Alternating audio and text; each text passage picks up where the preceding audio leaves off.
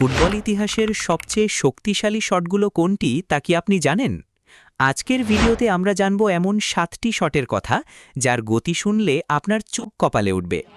7 নম্বরে আছে আলিয়েভ, যার শটের গতি ছিল 131 কিলোমিটার প্রতি ঘন্টা। 6 নম্বরে রোবার্তো কার্লোস, তার বিখ্যাত ফ্রিকিকের গতি ছিল 138 কিলোমিটার।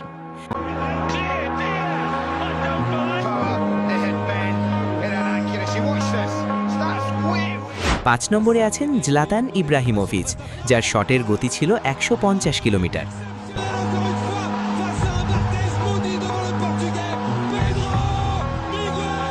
4 নম্বরে ইয়েবোয়া, তার শটের গতি রেকর্ড করা হয়েছিল 154 কিলোমিটার।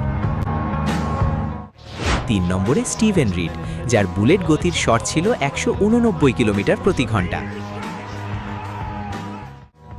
2 নম্বরে কিংবদন্তি আরিয়েন রবেন, তার শটের গতি ছিল 190 কিলোমিটার।